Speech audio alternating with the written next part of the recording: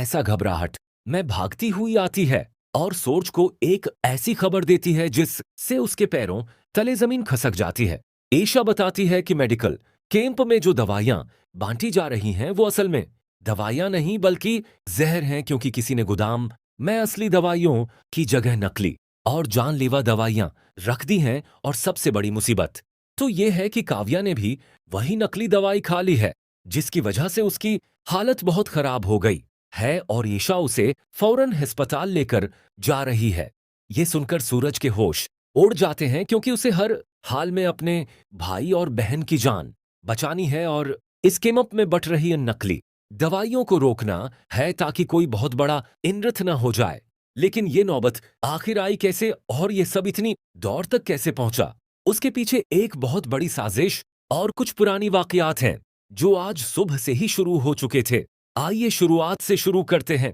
सुबह का वक्त था और सूरज, जिसे सब अखड़पति ब्रह्मचारी कहते हैं, अपने आपस में बेहद गुस्से में था, क्योंकि 12:30 बज चुके थे और उसकी सेक्रेटरी ईशा अभी तक आपस नहीं आई थी। सोर्ज का गुस्सा 7वें आसमान पर था और इसी गुस्से में उसने मिश्रा जी को जमकर डांट लगा दी। बोर्ड के गिरने से लेकर मारकर के न चलने तक हर बात पर वो मिश्रा जी पर बरस पड़ा। और जब मिश्रा जी ने डरते हुए कहा कि सारे मारकर चल रहे हैं, तो सूरज ने उन्हें बहस करने के ताने दिए और कहा कि ईशा के आने पर इसी से ये सारे मारकर रिफिल करवाएं। ईशा के न आने से सूरज इतना चढ़ा हुआ था कि उसने फौरन फोन उठाया और ईशा को कड़क आवाज में आर्डर दिया कि वो जहां भी है फौरन उसके भेजे गए पते पर आ जाए। लेकिन ईशा भी कोई आम सेक्रेटरी नहीं थी। उसने भी बास को उसी के बेबाक अंदाज में जवाब देते हुए कहा कि उसका पूरा शेड्यूल इसी ने बनाया है और 1 से 2 बजे के बीच बास की न ही कोई मीटिंग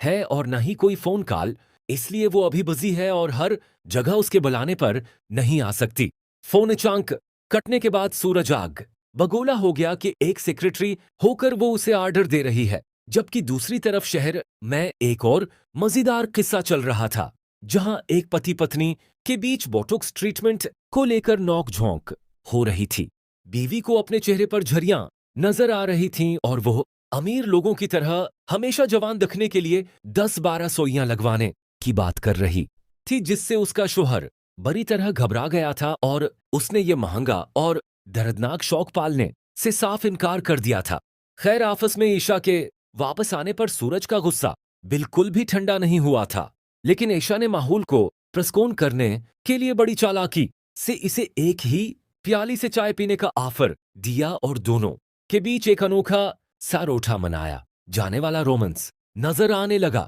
दरअसल ये दोनों आरो और काव्या के बिगड़ते रिश्ते को ठीक करने के एक सीक्रेट मिशन पर एक साथ काम कर रहे थे और इसी मुश्किल मिशन में मिली अपनी पहली जीत की खुशी मनाने